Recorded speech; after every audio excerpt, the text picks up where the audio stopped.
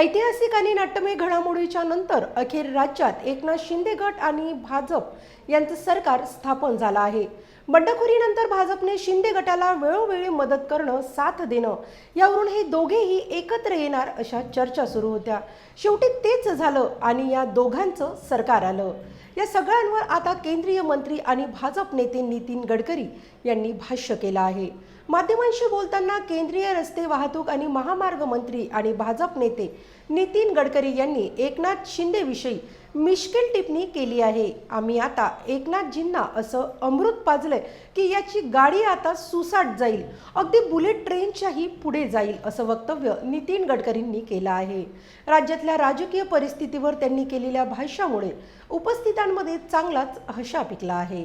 सबसे पहले मैं एकनाथ जी और देवेंद्र जी के नेतृत्व में महाराष्ट्र के नई सरकार को हृदय से बहुत बहुत शुभकामनाएं देता हूं, शुभेच्छाएं देता हूं।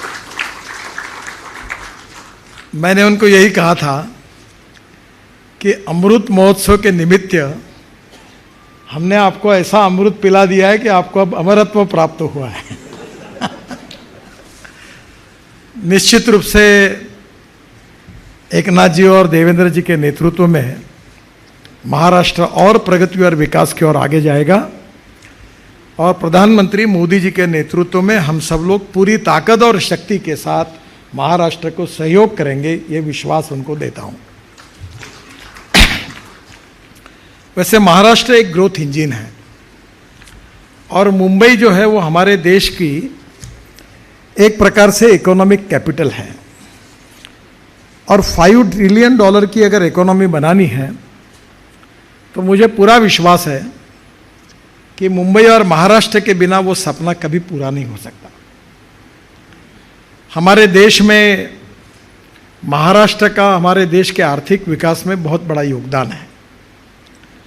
हमारे देश के जीडीपी में मैन्युफैक्चरिंग सेक्टर जो है उससे 22 से 24% जो कंट्रीब्यूशन है उसमें मैक्सिमम कंट्रीब्यूशन महाराष्ट्र से होता है। सर्विस सेक्टर में हमारे जीडीपी में जो 52 से 54% कंट्रीब्यूशन है उसमें भी मैक्सिमम कंट्रीब्यूशन महाराष्ट्र का है और विशेष रूप से एग्रीकल्चर ग्रोथ रेट जो बढ़ाना हमारे लिए सबसे आवश्यक है और जिसके लिए महाराष्ट्र बहुत बड़ी भूमिका अदा कर रहा है और वो भी आज 12% है और जो हम चाहते कि हम 20% तक ले जाएं, वो भी भारत में अगर सबसे प्रोग्रेसिव एग्रीकल्चर कहीं है तो वो महाराष्ट्र में है और उसको और गति देने का जो संकल्प एकनाथ जी और देवेंद्र जी ने व्यक्त किया है उससे निश्चित रूप से आत्मनिर्भर भारत बनने में बहुत सहयोग प्राप्त होगा।